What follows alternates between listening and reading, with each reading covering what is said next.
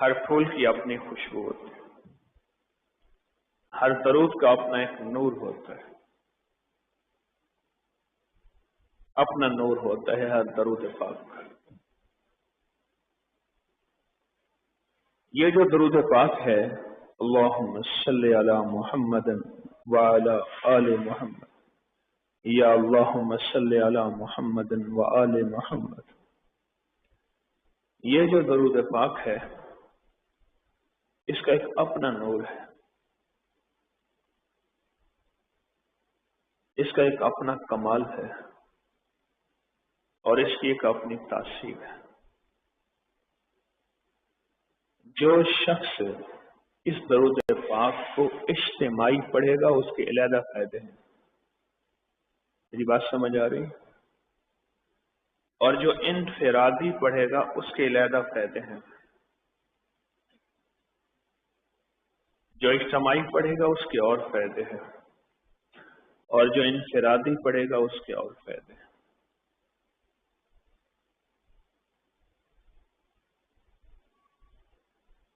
اب میں ذرا چونکہ ہم اس وقت اجتماعی بیٹھے ہیں، میں اس کے فائدے آپ کی خدمت میں عرض کر دوں، غور سے سنیے اور توجہ سے سنیے۔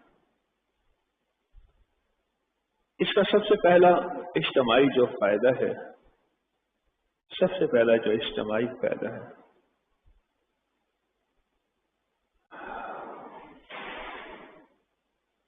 بہت حیرت انگیز فائدہ ہے۔ اجتماعی جو فائدہ ہے سب سے پہلا بہت انوکھا اور حیرت انگیز فائدہ ہے۔ آپ کو علم ہے کہ محفل میں بعض اوقات ایسا شخص بیٹھا ہوتا ہے جس کا اللہ کی ذات کے ساتھ قرب ہے، تعلق ہے، اور اللہ کے ساتھ محبت اور دھیان ہے، ایسا شخص بیٹھا ہوتا ہے۔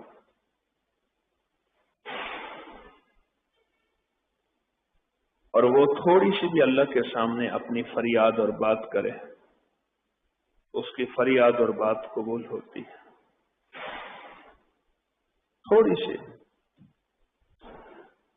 مالک بن دینار رحمت اللہ علیہ کشتی میں تشریف لے جا رہے تھے،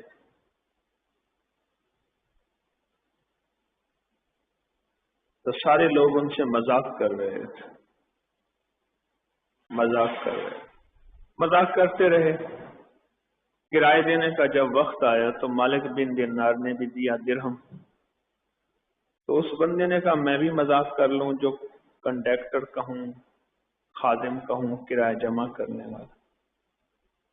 اس نے کہا بابا یہ تو سکہ کھوٹا ہے، اس نے اٹھا کے سمندر میں پھینک دیا۔ کہا اور لاؤ، کہنے لگے اور تو ہے ہی نہیں میرے پاس، یہ ایک ہی تھا۔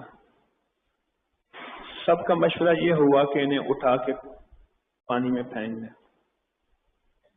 جب اٹھانے لگے ایسے اوپر اللہ کی طرف ایسے دیکھا، بس آسمان کی طرف دیکھا،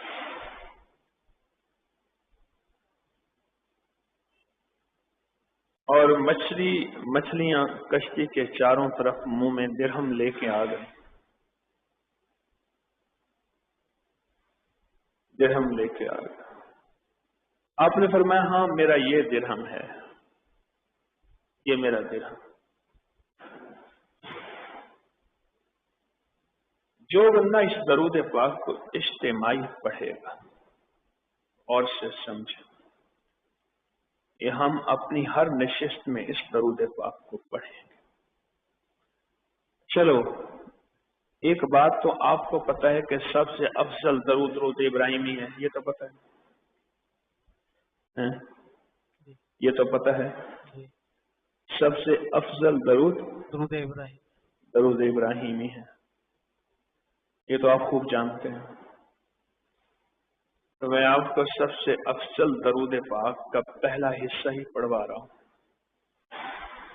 میں کون سا آپ کو شرک اور بدعت اور غیر اللہ کی طرف متوجہ کر رہا ہوں؟ میں کون سی آپ کو نئی چیز لایا ہوں جس کا نہ دین میں حصہ نہ شریعت میں حصہ کہیں بھی نہیں ہے؟ کون سی آپ کو نئی چیز دے رہا ہوں؟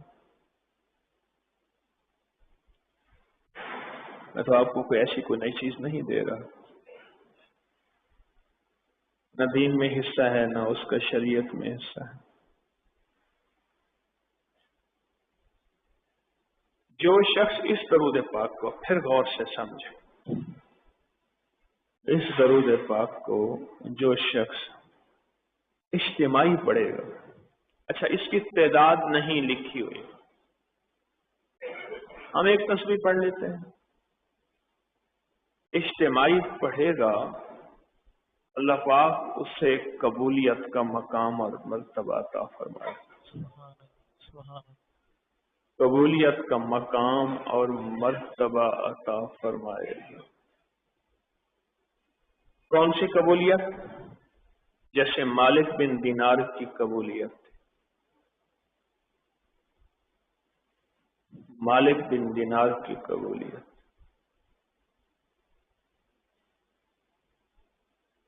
مالک بن دینار کی قبولیت۔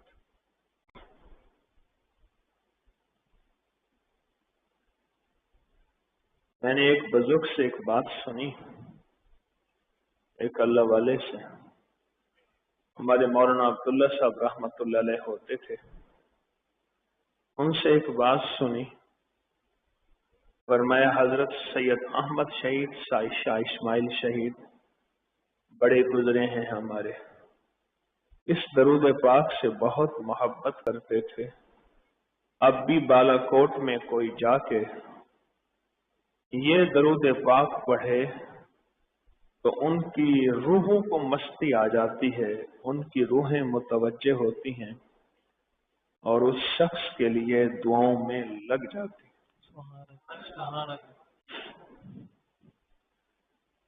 میں ایک دفعہ گیا اور میں نے یہ درود پاک پڑھا، بہت پرانی بات ہے، میں تنہا تھا، اکیلا تھا، یہ درود پاک پڑھا اور بہت کیفیات، کوشش کی کیفیات کے ساتھ پڑھا، اللہم صلی علی محمد وآل محمد، اللہم صلی علی محمد وعلی آل محمد۔ یہ درود پاک دونوں ایک ہی الفاظ ہیں، کوئی پڑھ لیں۔ مجھے کوئی کشف القبول نہیں ہوتا، نہ کشف ہوتا ہے، نہ میں اس کا دعویٰ کرتا ہوں، کچھ بھی نہیں ہوتا، لیکن جو میری کیفیات بنی آپ گمان نہیں کر سکتے، میں ان کیفیات کا تذکرہ کیسے کروں اور ان کیفیات کو آپ کے سامنے کیسے بیان کروں۔